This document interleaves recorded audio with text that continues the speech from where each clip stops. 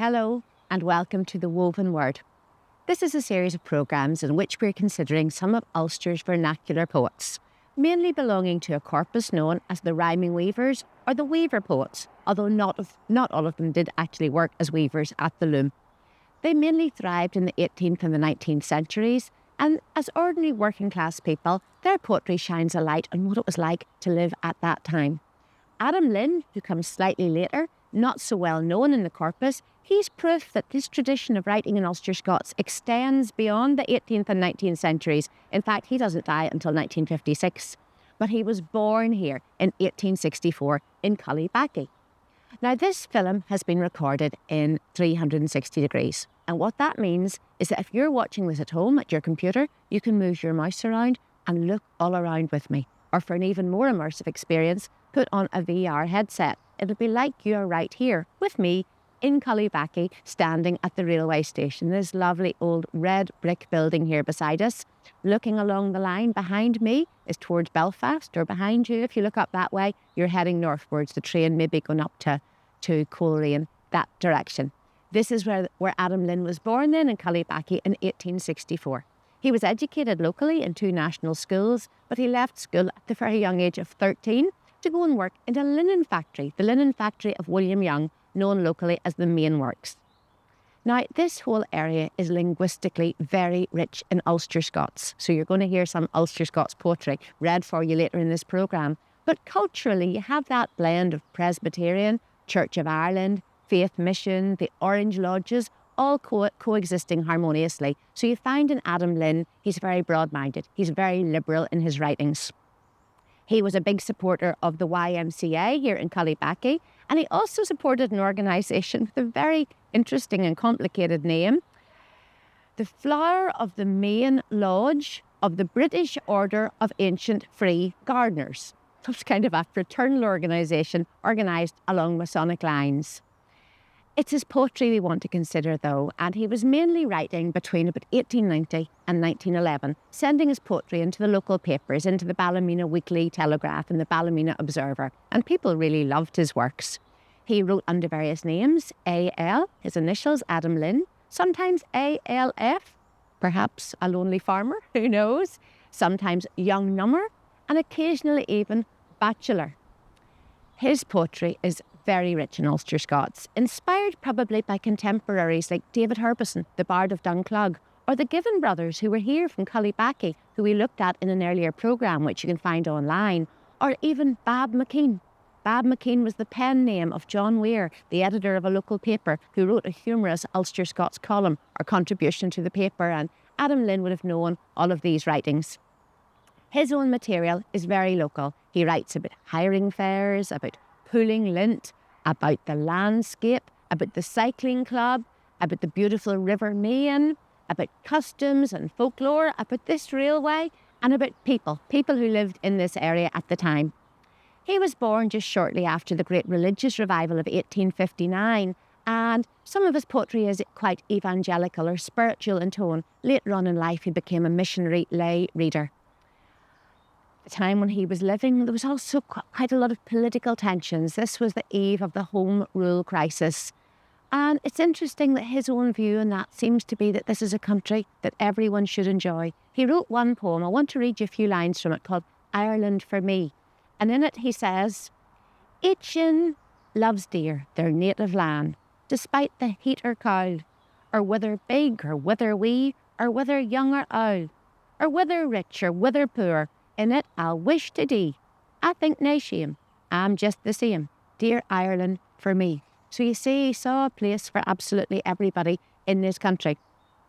Now, his poetry was very popular, and eventually, due to requests from friends, he gathered up some subscribers, and he brought out a small book called Random Rhymes from Ballymena in 1911. It was very, very well received. Copies of it were sold. It was full of rich poetry. And there was another lady writer in the area, a lady by the name of Agnes Kerr. There's a programme about her as well in this series. And Agnes Kerr sent him a few lines of verse, talking about how well received the book had been. She said, "I'm very pleased to let you know its fame is far and near, for rich and poor, both old and young, are interested, sure." The same year that his book came out, there was a census taken here in Ulster, And in that, he is listed as a linen beatler, a member of the Church of Ireland, 45 years old, and living with his two sisters. Some announcements from the railway, just telling us maybe a train's on its way. But he remained a bachelor, despite some romantic interest, perhaps from Agnes Kerr. They seem to have like a little poetic interchange in the papers at the time. But he remained a bachelor and lived to the grand old age of 91. Quite a few of his poems, however, are on the subject of love and are addressed to various ladies. He died on the 2nd of January, 1956. But now let's get to one of his poems. The poem that we've chosen is called FREATS. You're going to hear my friend John Erskine reading this poem. And FREATS are superstitions. In the book, it's prefaced by a little comment on the superstitious nature of people in this area. Let me read that to you, written by the editor. It says, "The North of Ireland people are said to have a good deal of Scotch in their nature, and are pronounced by some writers as being extremely superstitious.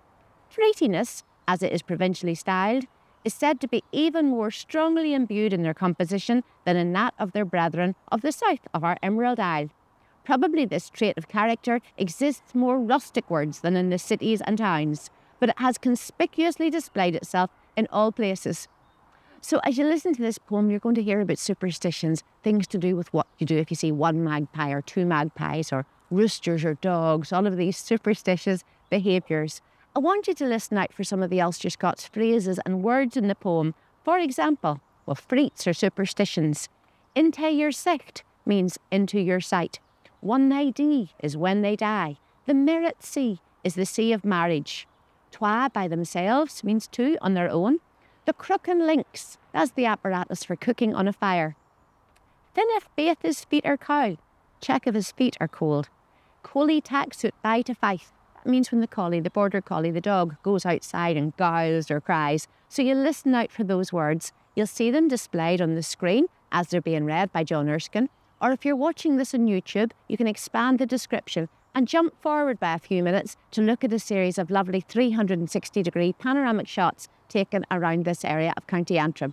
I hope you enjoy this poem, FREATS, by Adam Lynn, and you've enjoyed this introduction to a poet born and lived here in Cullybackey, who's largely been forgotten but deserves to be better known. Thank you. FREATS by Adam Lynn. I try, dear friends, despite them licht, to bring wee things unto your sicht, things that ye often meets. Then pardon me for prosy rhyme, e'en though ye think it is a crime to write like this on FREATS. Which things hae lang been in our isle, and seems to me will yet a while, believe it, yes or no. Though education has advanced, these Isle FREATS are sae weel enhanced, 'tis hard to bid them go. Though some of them may smile and nod, to some they are the will o' God, an unexpansive guide.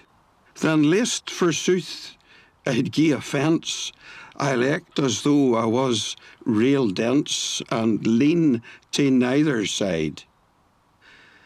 When yins are born and when they die, or launch out on the Merit Sea, we hae FREATS for them a', by which some folks both buy and sell, and other things I dare not tell, for fear of British law. But mind, spit out soon as you see yon magpie on or off a tree, or something may go wrong. 'Twill be themselves mean lots of joy, 3 mean a birth and 4 a boy, and say on, like the song. Sure, when the crook and links go crack, or a burnt peat falls on its back, a stranger soon you'll see. But watch the way you big it up, and listen weel the dreamin' pup that never telt a lee. At dusk the cock may craw and bawl, then fine if baith his feet are cold. And strengthen thus your faith when Coley tacks out by to Fife. The FREATS says that, as sure as life, there's going to be a death. May I be as a sonsie fit to wha read this freaty bit, at which some folk may laugh. I wish ye good luck every day, keep mine and work as well as pray, and read the Telegraph.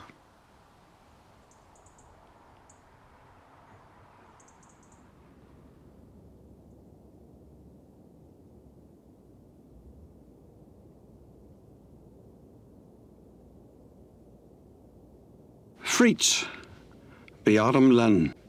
I try, dear friends, despite them licht, to bring wee things unto your sicht, things that ye often meets. Then pardon me for prosy rhyme, e'en though ye think it is a crime to write like this on FREATS. Which things hae lang been in our isle, and seems to me will yet a while, believe it, yes or no. Though education has advanced, these Isle FREATS are sae weel enhanced, 'tis hard to bid them go. Though some of them may smile and nod, to some they are the will o' God, an inexpansive guide. Then lest, forsooth, I'd gie offence, I'll act as though I was real dense and lean to neither side. When yins are born and when they die, or launch out on the Merit Sea, we hae FREATS for them a', by which some folks baith buy and sell, and other things I darena tell, for fear of British law.